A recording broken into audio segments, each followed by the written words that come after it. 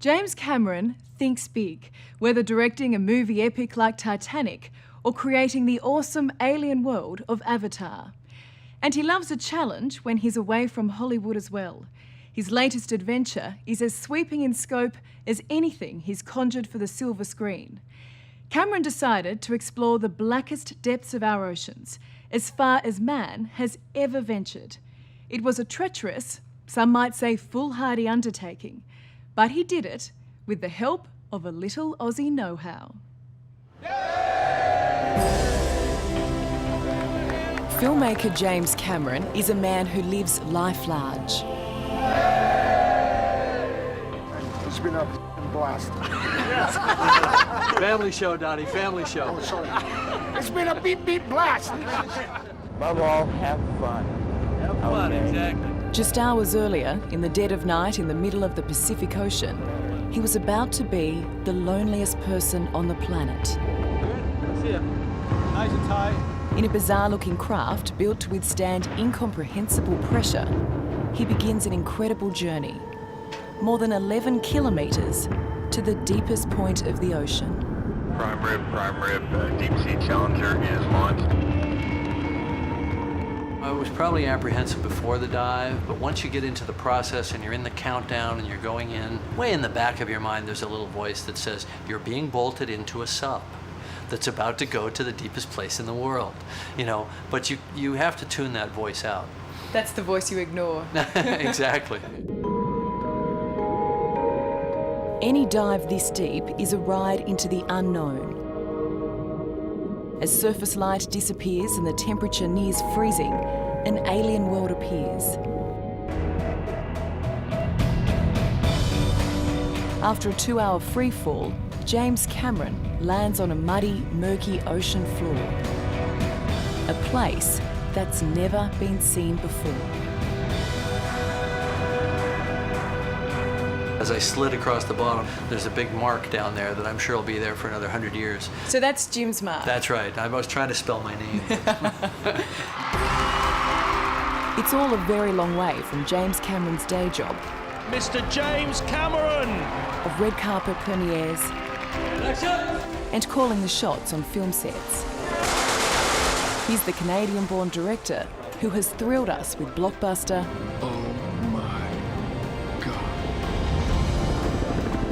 after blockbuster. I'm the king of the world! And it was creating these films that gave him the motivation and the deep pockets for his other great love, deep water exploration. We're right in the middle of the avalanche. You couldn't be any further from Hollywood right now. I couldn't be further from Hollywood and I couldn't be happier. And I don't mean that as a diss of Hollywood. It's just that I have to kind of code switch when I go back into that world. But the very different worlds of Hollywood and exploration have become inseparable to him. Oh, say it's not the clock. It looks like After making Titanic, he was inspired to dive the real wreck. Oh, yeah. This is the clock we did in the movie. So he approached his great friend, Australian producer Andrew White, Oh, man, look at this thing. and together they set out to explore and document the hidden wonders deep below the surface. You seeing this thing? Look at this. This is like the ugliest fish in the world. But as with all adventurers, their dreams just got bigger, or in their case, deeper. Look at this silt we're throwing up. This is the last frontier for exploration on planet Earth. So you've got a whole continent down there that we know nothing about, Just waiting to be discovered. waiting to be discovered. And the deepest frontier of all is the Mariana Trench near the Philippines. Incredibly, in 1960, a 2-man submarine got to the bottom, but wasn't sophisticated enough to collect samples or take so much as a photograph. It was a world still begging to be explored and recorded. The launching point for this dive is here in Guam, a tiny island in the middle of the Pacific Ocean. A day's sail away, James Cameron will be going deeper than Mount Everest is high. But this adventure started 7 years ago in the most unlikely of places.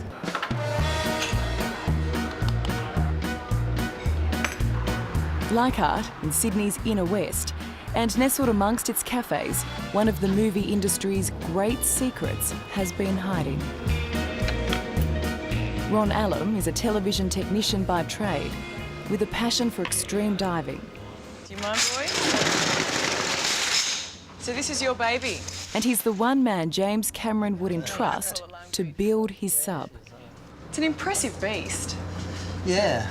Ron's engineering challenge was to create a sub strong enough to withstand the crushing deep, but agile enough to explore the seabed. I suppose it's, like a rocket. It's designed for vertical travel. You're pretty clever. Oh, thank you. You know it. Do you reckon I can have a look inside? Yeah, absolutely. Have to climb up Up the ladder?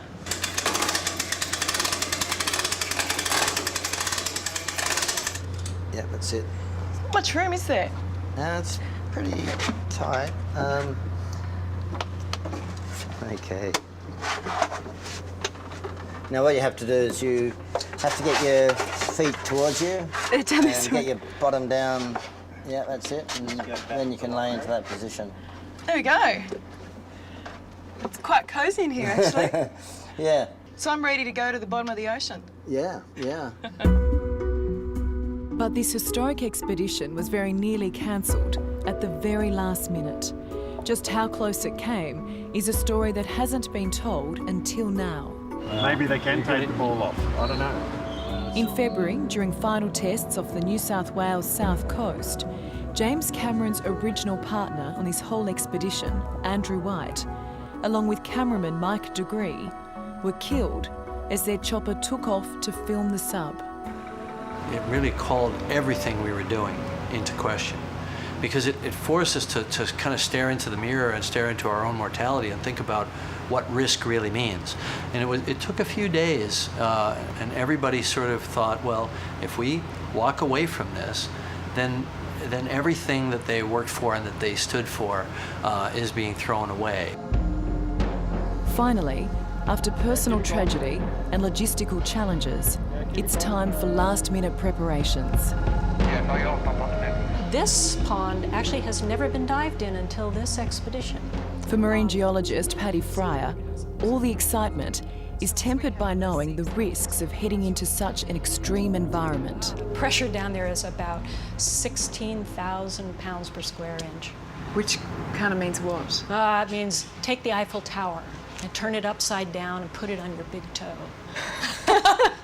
That's the kind of pressure we're talking about. That's the kind of pressure we're talking about. This is our hatch davit right here. And there's another pressure James Cameron has to contend with on his marathon dive.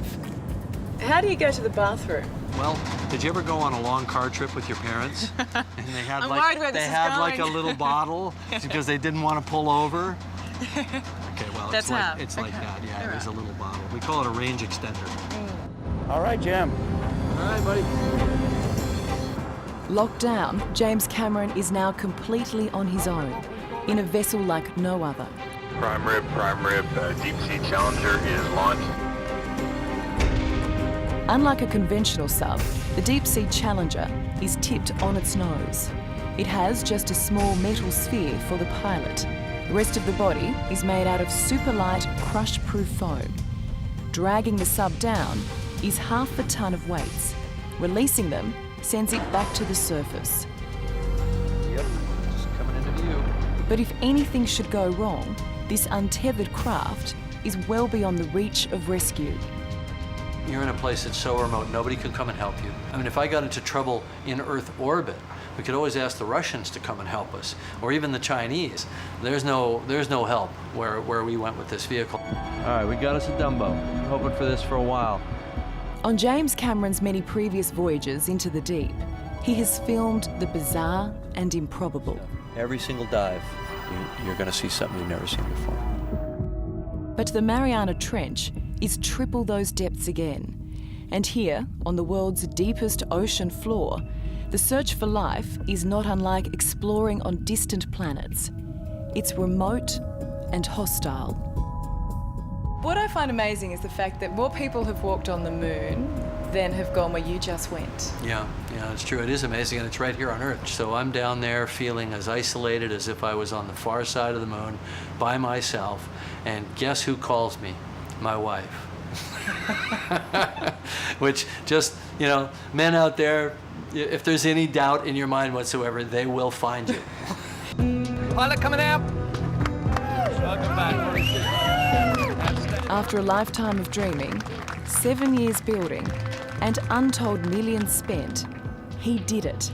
This is mud from the Challenger Deep. And not only that, he brought back some of the trench floor for research. So this is as precious as gold. Ah, absolutely. More so. You know how much it costs to get that? It's not much to look at, but for Patty, even the discovery of bacteria in this tiny bag of mud is scientific pay dirt.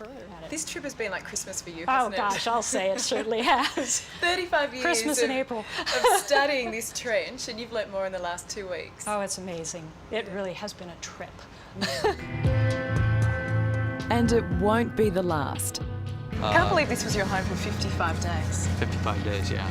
In the extraordinary life of James Cameron, you get the sense that an even bolder adventure is never far away. So do you consider yourself more an explorer than a filmmaker, or? Tough question to answer. When I'm making a film, I think about exploring. When I'm exploring, I think about making a film. The grass is always greener on the other side. No, I don't make me choose. I want it all. Hello, I'm Nick McKenzie. Thanks for watching 60 Minutes Australia. Subscribe to our channel now for brand new stories and exclusive clips every week. Don't miss out on our extra minute segments and full episodes of 60 Minutes on 9now.com.au and the 9Now app.